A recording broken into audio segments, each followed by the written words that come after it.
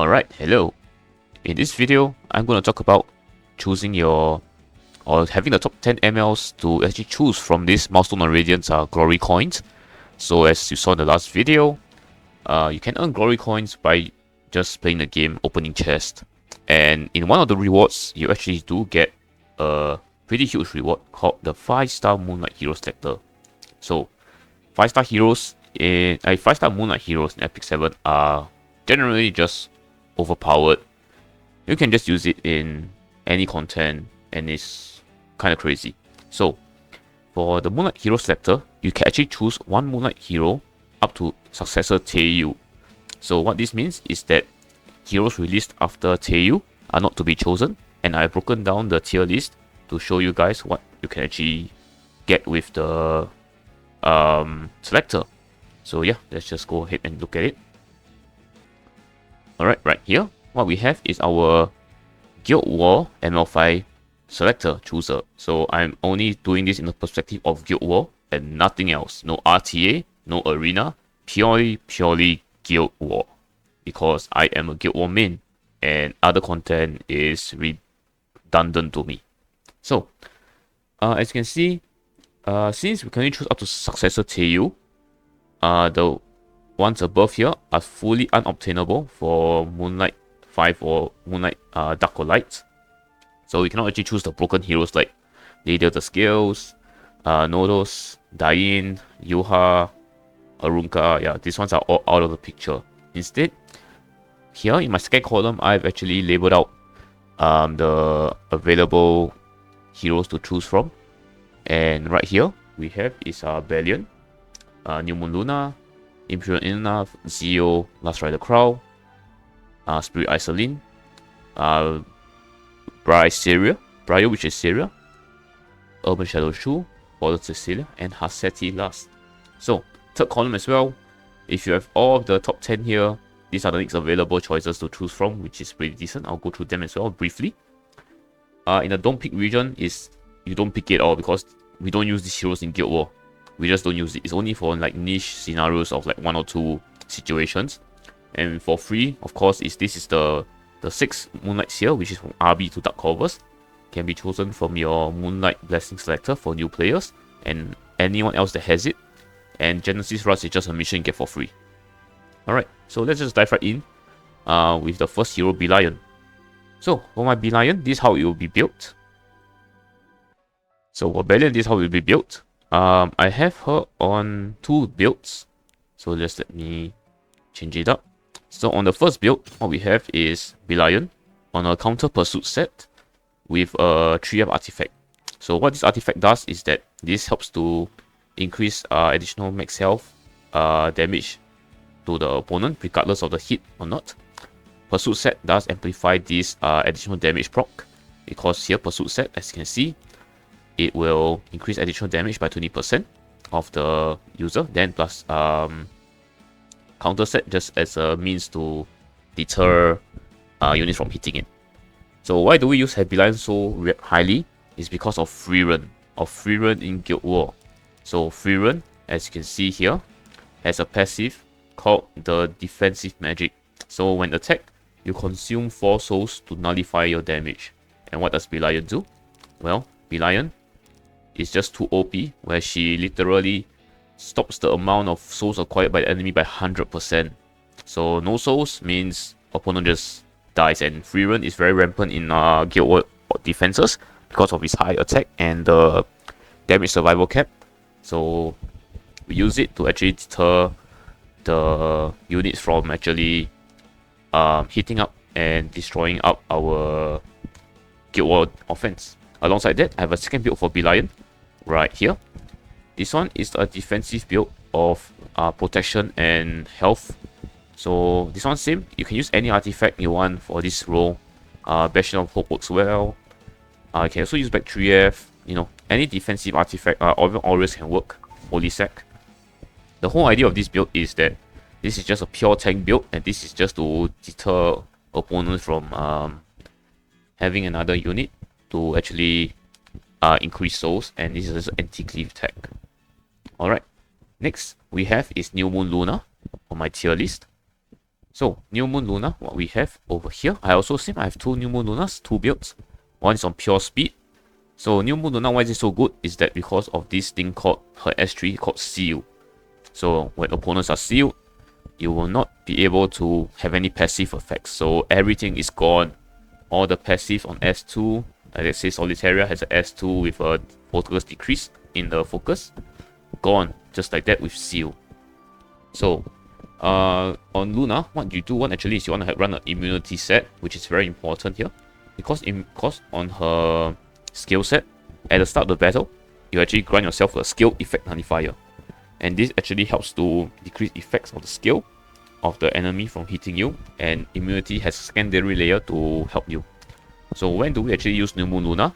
Is when you want to fight offenses or defenses, sorry, that actually want to have a big wave, and it's just cleave tech.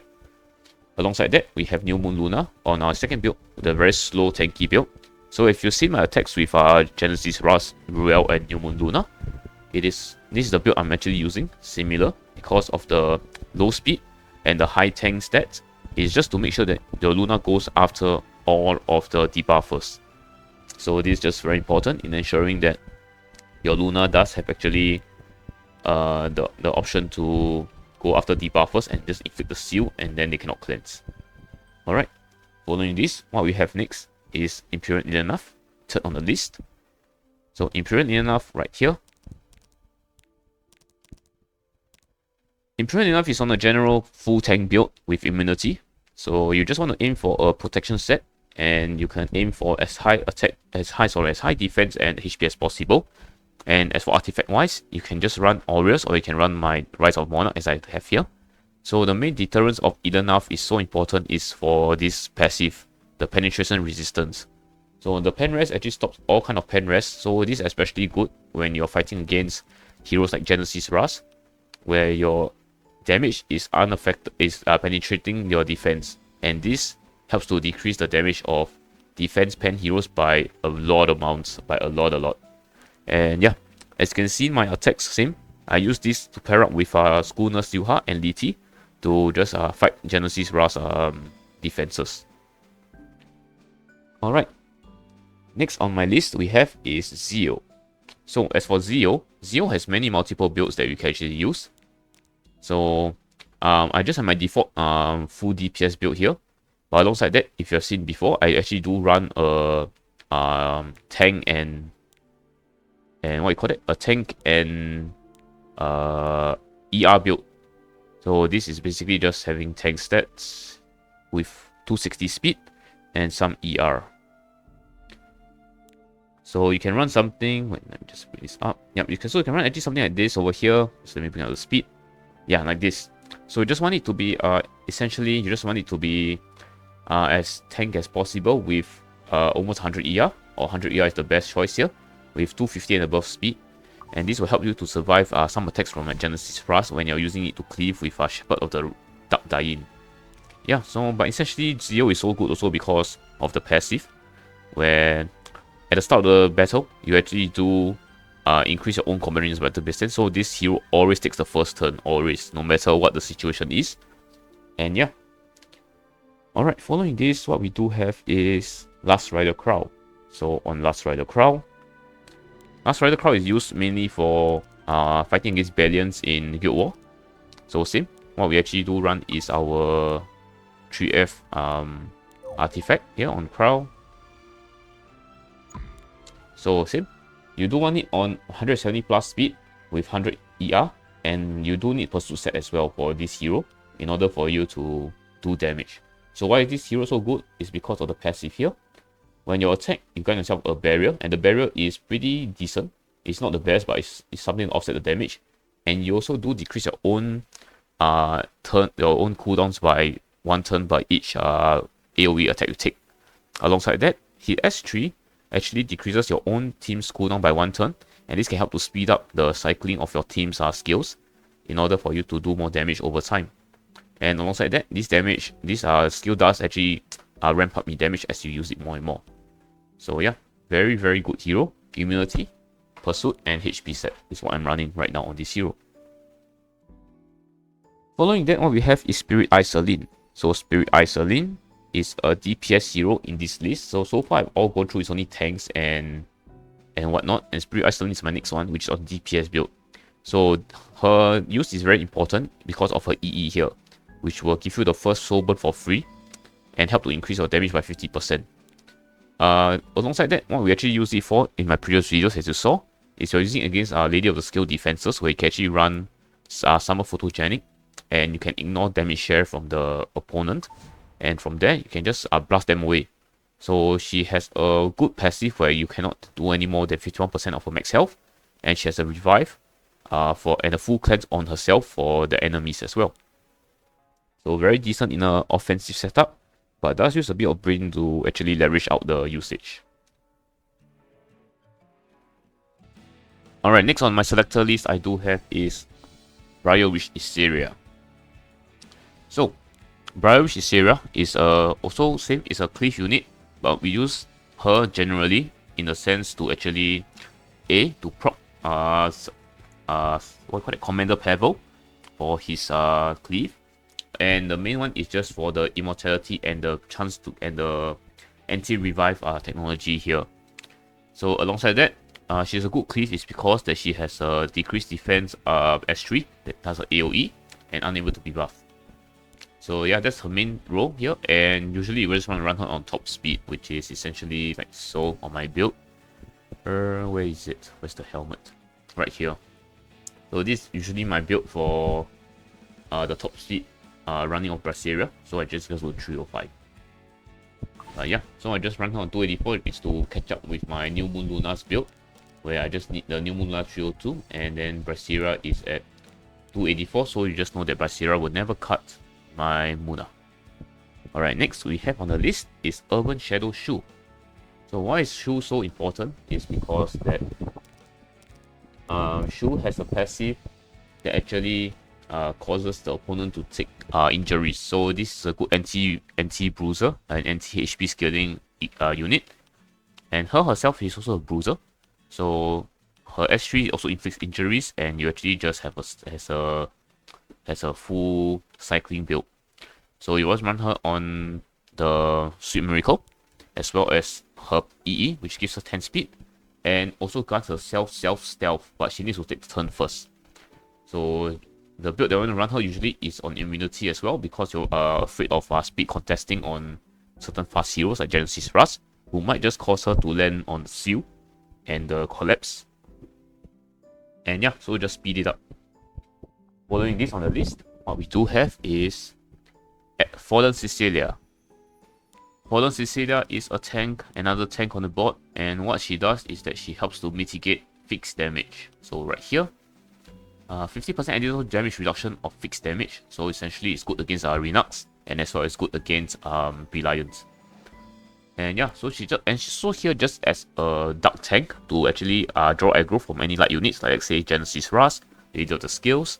And in my previous Guild Wars in earlier on in the season of last season, is when we used her the most to pair with the Spirit Iceland build, where you saw that the Spirit Iceland actually does give the chance to just have the pure DPS out here, and FCC is just here to offset some damage off of the entire team. And last but not least, what we do have is Haseti. So Haseti is one of those units that is good for the game, but it's bad for the game but necessary evil. Is that for her, she actually causes everyone's speed to be at a fixed rate at the start of the battle. So she's just a speed controller, and she's especially good to pair up with units like Summer Flan, where you can immediately proc her first spell into Flan's dual attack, and this will blow up many opponents. So I just have her on a tankier build because I just want her to survive out on the battlefield, and her main role is essentially just to be a passive bot. Yeah. Right. With all that in mind, we can head back to our tier list. So on the tier list itself, as you can see, this unit on this row here is actually very, very good to handle a lot of the Guild War units at the moment. But of course, the best ones are not available to be chosen. So if only Smallgate did the right thing. But yeah. Alright, the next available choices that you should get is here. So out of this here, I think the best one you can actually purchase is also still Tail for Cleave and Strays for Cleave. Alongside that, Lionheart and Lone Crescent Boner I have also used before, but not to a huge extent. And lastly, for the don't pick here, literally do not pick them because they are not being used in Guild War at all. But yeah, so with all that in mind, do take note that the let's go back to the page here. Do take note that this selector does cost you 1,500 coins. So essentially it is a... what is this thing called? It is actually worth 5 Moonlight heroes. And lo and behold, being a Moonlight hero is equivalent to summoning 5 of this. And I do think Small Gate should just give us the dupe for the Moonlight. But yeah, it is what it is. Alright, thank you for watching. Bye bye.